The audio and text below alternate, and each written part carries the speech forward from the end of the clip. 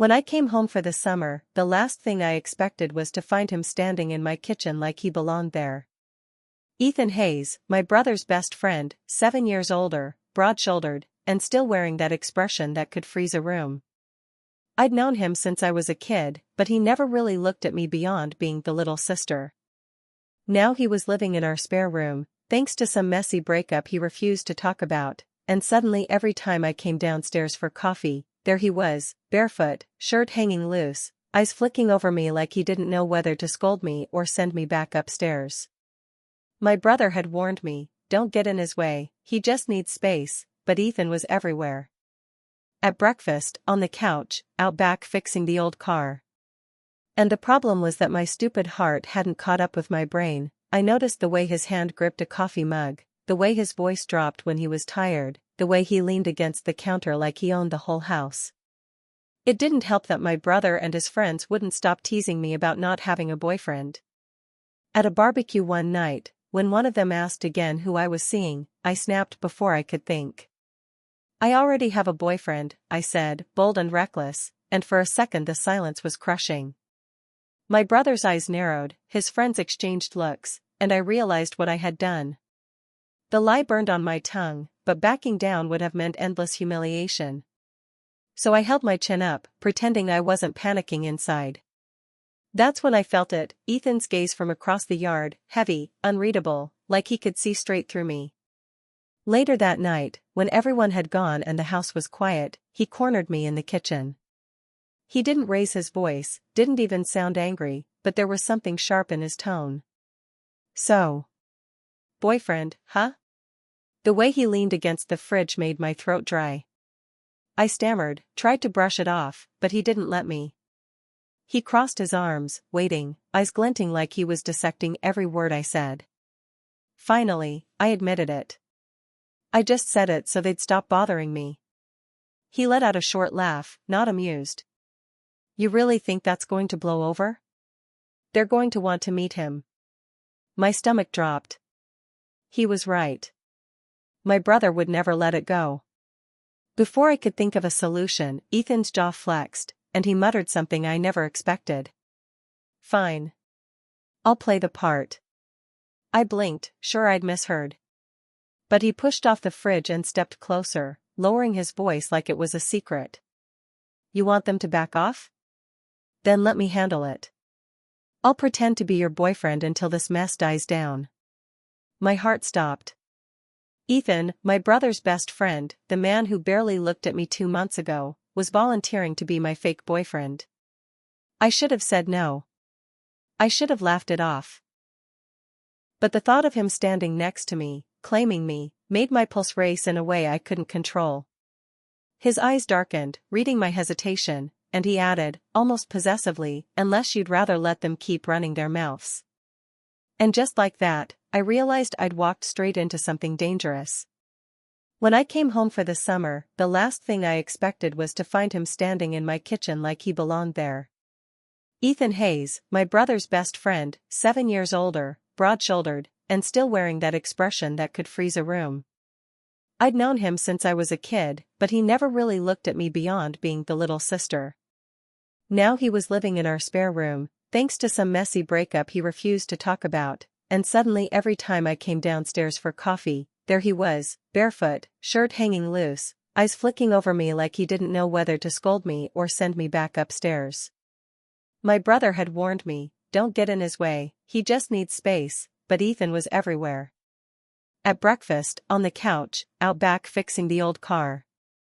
And the problem was that my stupid heart hadn't caught up with my brain. I noticed the way his hand gripped a coffee mug, the way his voice dropped when he was tired, the way he leaned against the counter like he owned the whole house. It didn't help that my brother and his friends wouldn't stop teasing me about not having a boyfriend. At a barbecue one night, when one of them asked again who I was seeing, I snapped before I could think. I already have a boyfriend, I said, bold and reckless, and for a second the silence was crushing. My brother's eyes narrowed, his friends exchanged looks, and I realized what I had done. The lie burned on my tongue, but backing down would have meant endless humiliation.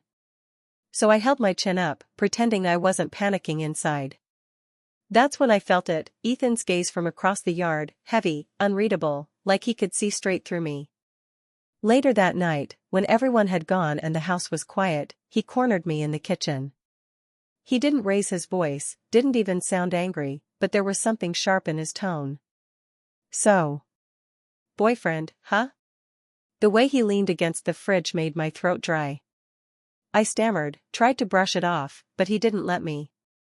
He crossed his arms, waiting, eyes glinting like he was dissecting every word I said. Finally, I admitted it. I just said it so they'd stop bothering me. He let out a short laugh, not amused. You really think that's going to blow over? They're going to want to meet him. My stomach dropped. He was right. My brother would never let it go. Before I could think of a solution, Ethan's jaw flexed, and he muttered something I never expected. Fine. I'll play the part. I blinked, sure I'd misheard. But he pushed off the fridge and stepped closer, lowering his voice like it was a secret. You want them to back off? Then let me handle it. I'll pretend to be your boyfriend until this mess dies down. My heart stopped. Ethan, my brother's best friend, the man who barely looked at me 2 months ago, was volunteering to be my fake boyfriend. I should have said no. I should have laughed it off. But the thought of him standing next to me, claiming me, made my pulse race in a way I couldn't control.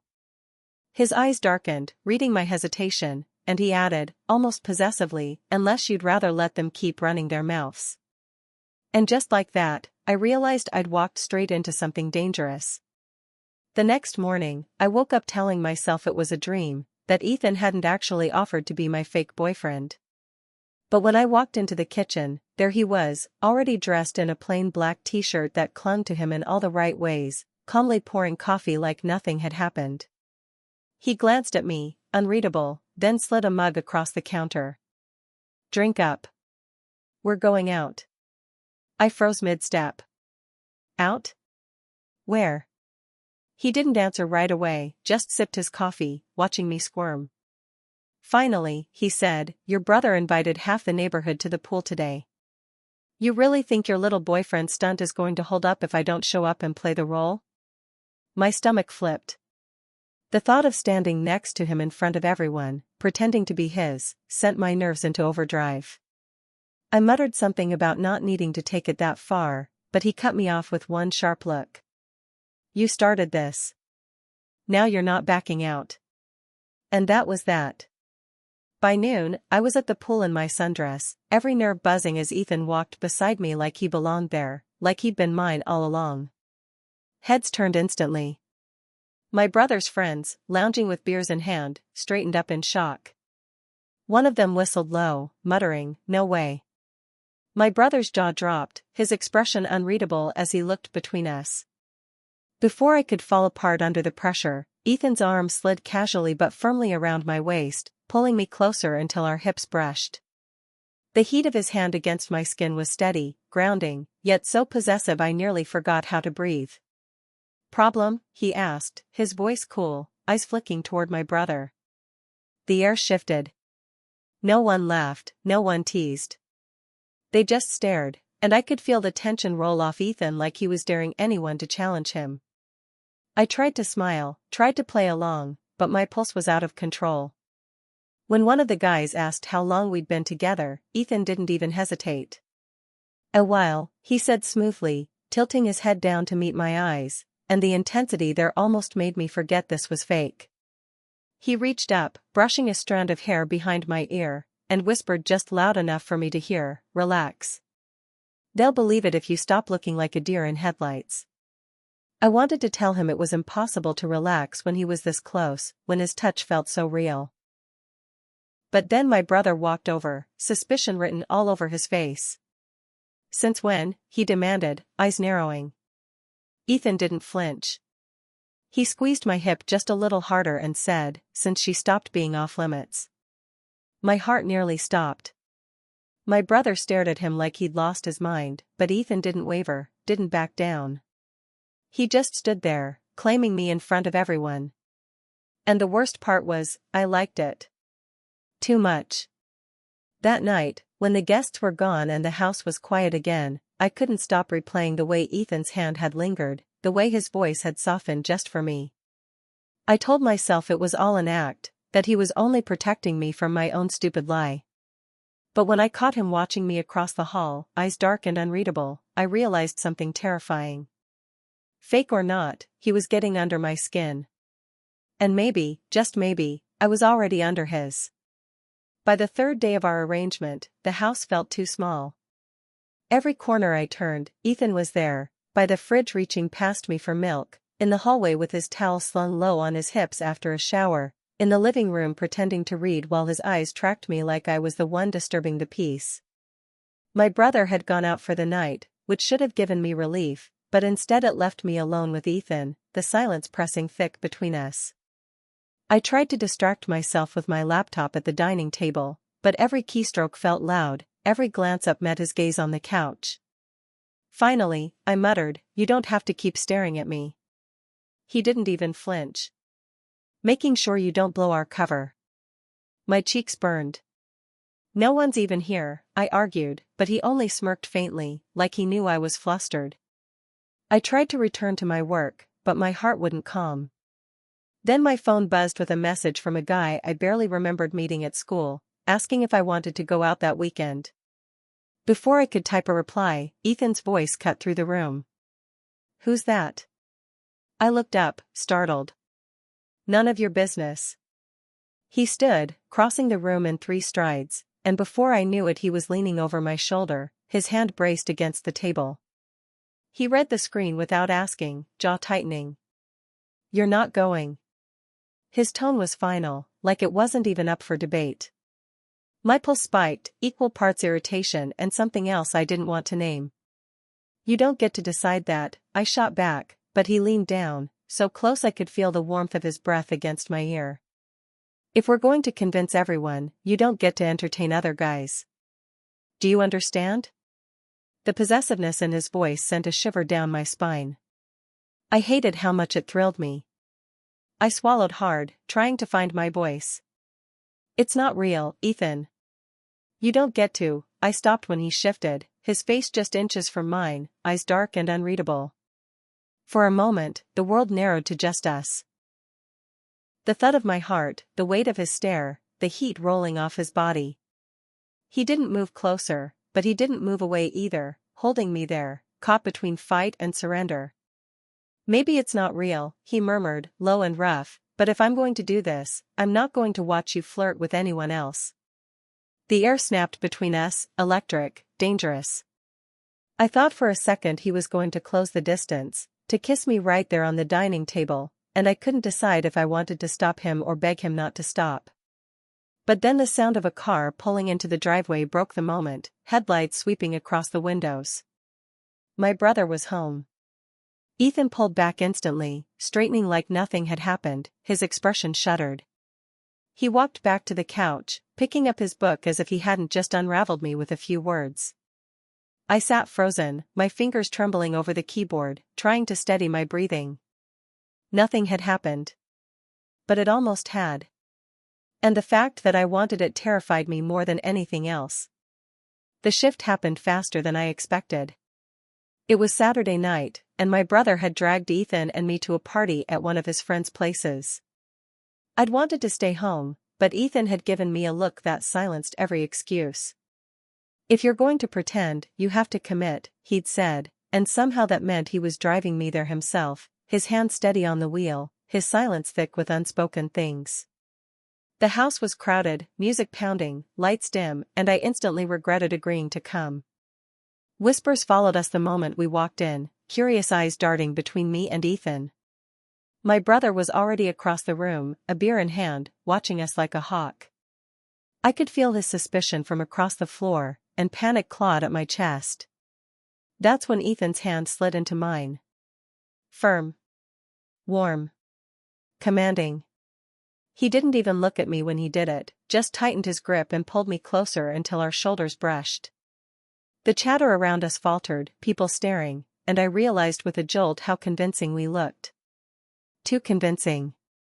Someone asked how we'd ended up together, and before I could stumble over an excuse, Ethan turned to me with that same unreadable expression and said, "It just happened."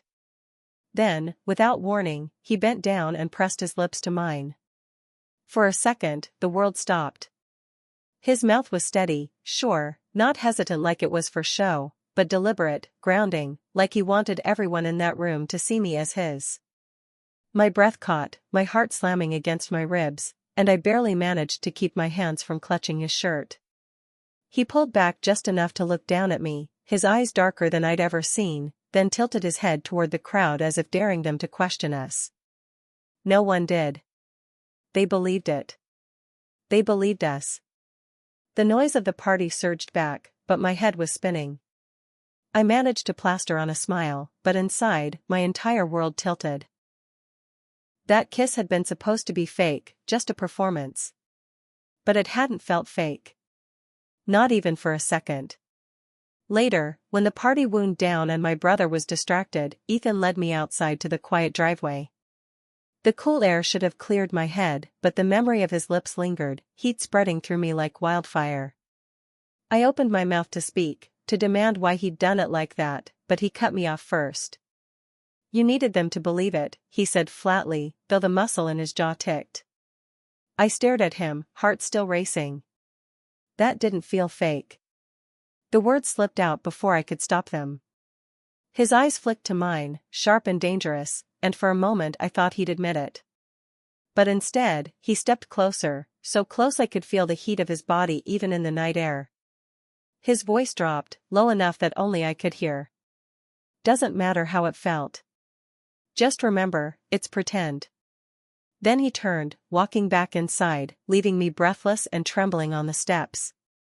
And all I could think was that if this was pretend, I wasn't sure I could survive what real would feel like. The following week blurred into a haze of tension I couldn't escape. Ethan had gone back to his usual rhythm, quiet, steady, impossible to read, but the kiss at the party replayed in my head every time I closed my eyes.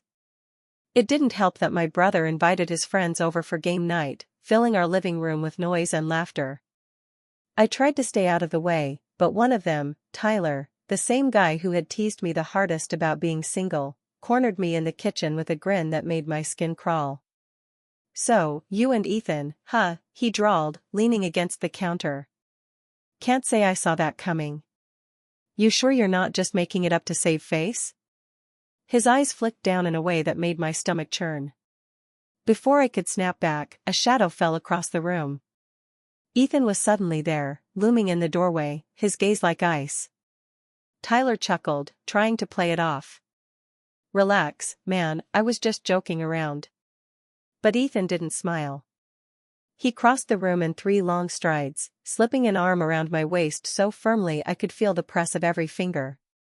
"Funny," he said, his voice low and sharp, "because I don't hear her laughing." Tyler's smirk faltered. Ethan's hand tightened against me, pulling me flush against his side as he stared Tyler down with a look that promised violence without saying a word. The room seemed to shrink around us, the air thick with warning. Tyler muttered something about grabbing another drink and disappeared fast, leaving me pinned against Ethan's side, my heart racing. "You didn't have to," I started, but he cut me off, his voice softer but still edged with steel. "Don't let them talk to you like that." The way he said it made it sound less like advice and more like a rule, and the worst part was I didn't want to fight him on it. When we rejoined the group, Ethan didn't let go of me. His hand stayed at my waist, fingers resting possessively on my hip as if daring anyone else to try again. My brother's eyes flicked to us more than once, suspicion darkening his expression, but Ethan didn't seem to care. He leaned down at one point, his lips brushing the shell of my ear under the cover of laughter, and whispered, "They won't bother you again." The promise in his tone made my skin tingle, and I hated how much I wanted more. Later that night, when everyone had left and the house was quiet, I stood at the sink rinsing glasses just to steady my nerves. Ethan came up behind me, close enough that his presence prickled down my spine. I turned, finding him watching me with an intensity that made me forget how to breathe. "Ethan," I whispered, but I didn't even know what I was asking. His gaze dropped to my mouth for the briefest second before he turned away, raking a hand through his hair. "Get some sleep," he muttered, his voice rough, and then he disappeared down the hall, leaving me clutching the counter with trembling hands. The line between pretend and something terrifyingly real was blurring, and I wasn't sure either of us knew how to stop it anymore. The breaking point came on a night when rain hammered the roof and the whole house felt too small, too heavy with everything unsaid. My brother had gone to crash at a friend's place after the game, which left Ethan and me alone again, the storm outside only amplifying the silence between us. I was curled on the couch with a blanket, trying to focus on a book I wasn't really reading, when Ethan appeared in the doorway, hair damp, shirt clinging to his shoulders from running out to grab something from his truck. He didn't say anything, just walked past me to the kitchen, but I couldn't stop watching him, every line of his body drawn tight like he was fighting something invisible. A clap of thunder shook the windows, and I flinched before I could stop myself. Ethan's head turned immediately, his eyes locking on me. Without a word, he crossed back into the living room and sat down beside me, close enough that the blanket shifted between us. "You okay?" His voice was quiet, low, almost gentle. I nodded too quickly. "Yeah. Just, storm." He didn't tease me, didn't smile, just reached over and tugged the edge of the blanket so it covered both of us. The warmth of his body seeped into mine, and suddenly the storm outside didn't matter, the storm inside me did. Minutes passed in silence, the only sound the rain and my heartbeat in my ears, until I realized his hand was resting on the couch cushion, inches from mine. I stared at it, at the veins, the roughness, the way it twitched like he was resisting the urge to close the distance. I should have pulled away. Instead, I shifted slightly, my pinky brushing his. It was the smallest touch, but it set something off. His hand flipped, palm open, and before I knew it, his fingers slid between mine, firm, certain, possessive. I sucked in a breath, my chest aching from how hard my heart pounded. "Ethan," his name came out like a confession. He turned toward me then, his face so close, eyes burning with something I'd never seen before. "You don't know what you're doing," he said, voice rough, but he didn't let go of my hand. I swallowed hard, whispering, "Maybe I do." That was when the front door clicked. My brother's voice echoed from the hallway. "Hey, power's out at Mike's, figured I'd just crash here." Panic shot through me. I ripped my hand back like I'd been burned, scrambling to my feet, the blanket falling to the floor. Ethan was already on his feet too, his expression cold, shuttered, like the moment hadn't even happened. My brother walked into the living room, damp from the rain, eyebrows raised. "What's going on in here?" I opened my mouth, but nothing came out. Ethan's voice was steady, calm, as if he'd been preparing for this all along. "Nothing," he said smoothly, grabbing the blanket off the couch. "She was just jumpy with the storm. I kept her company." My brother's gaze lingered on us, suspicious, but he didn't push. He just muttered something about the storm being brutal and disappeared down the hall. The second he was gone, I turned back to Ethan, but he wouldn't meet my eyes. He tossed the blanket onto the couch and muttered, "Get some sleep." His voice was clipped, final, like a door slamming shut. But I'd felt the heat of his hand, the weight of his gaze, and I knew pretending was getting harder for him too. It was bound to happen, and deep down I think Ethan knew it too. My brother had been watching us too closely, his suspicion simmering beneath every look, every offhand comment. The night it finally broke, we were all in the living room, the three of us, eating takeout because the storm had knocked out half the town's power. I was on the floor with a blanket, Ethan was stretched out on the couch behind me, and my brother sat in the armchair, eyes flicking between us like he was waiting for something. The tension was unbearable. I laughed at some dumb joke on the TV just to break the silence, and that was when Ethan did it, absent-minded, automatic, like he'd forgotten we weren't alone. His hand dropped from the couch, fingers brushing the top of my shoulder before curling there, possessive, steady, like it belonged. My breath caught, the air between us sparking, and I didn't move away. That was all it took. My brother shot up from his chair, his face darkening. "What the hell is this?" His voice was sharp, cutting, and the blanket slipped from my lap as I scrambled to my feet. Ethan rose slower, deliberate, his body slotting subtly in front of mine as if to shield me. "It's not what you think," I started, but my brother cut me off with a bitter laugh. "Not what I think? You've been lying to me for weeks. My best friend? My little sister? Do you even hear how screwed up this is?" His anger filled the room, and for once, I had no defense. I'd lied, I'd let it go too far, and now it was unraveling. But Ethan didn't flinch. He stepped forward, meeting my brother's fury head-on. "You want the truth? Fine. She asked me to play along so you'd stop writing her about being single. That's how it started." My brother blinked, thrown, then turned to me. "So it's fake? All of this, fake?" His voice cracked at the edges. My chest ached, because I didn't know how to answer anymore. But Ethan wasn't finished. His jaw tightened, his voice dropping lower, rougher. "It was supposed to be fake. But it's not anymore." The silence that followed was deafening. My brother's face went pale, his fists clenching at his sides.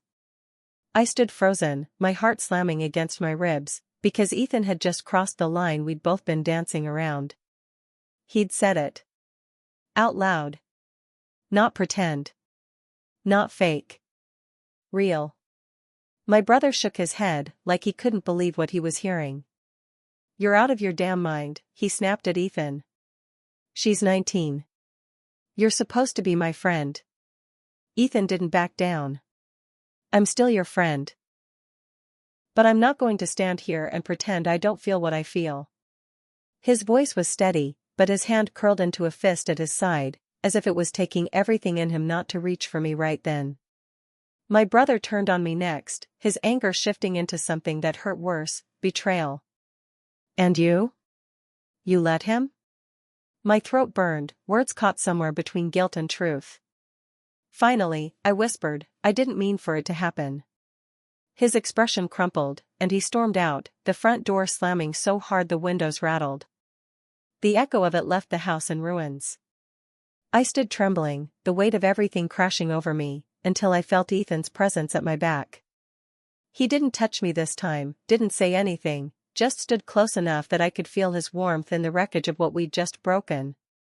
The house felt like it had split in two after that night. My brother avoided me completely, slamming doors, muttering curses under his breath whenever Ethan's name came up. The silence hurt, but what hurt worse was knowing Ethan was right down the hall and neither of us could go back to pretending.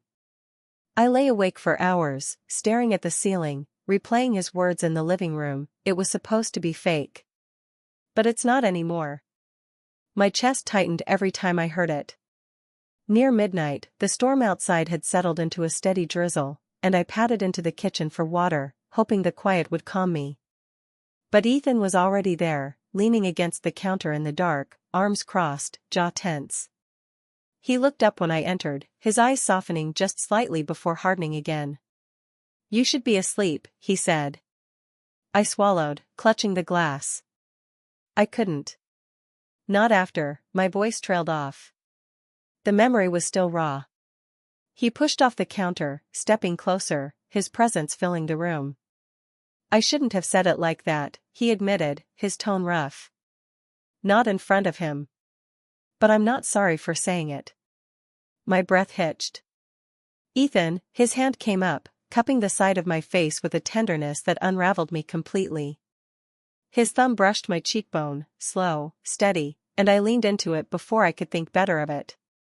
"I tried to keep it fake," he murmured, his voice dropping lower, "but every time someone looks at you, I want to break their hands. Every time you laugh, I forget I'm supposed to keep my distance. You're in my head, and I can't shake it." My heart pounded so hard I thought it might break through my chest. "This isn't fair," I whispered, though I didn't move away. "He'll never forgive us." His jaw tightened. "I don't care if he hates me. But I care if you regret this." The honesty in his eyes was unbearable, a storm of want and restraint. My fingers trembled as I set the glass on the counter, then before I lost my nerve, I whispered, "I don't regret it." That was all it took. His mouth was on mine, fierce and desperate, the kiss nothing like the calculated one at the party. This was raw, real, weeks of tension snapping in a single moment. His hand slid into my hair, pulling me closer, while his other arm wrapped around my waist, lifting me just enough that my toes barely touched the ground. I clung to him, gasping against his lips, overwhelmed by the sheer intensity of it.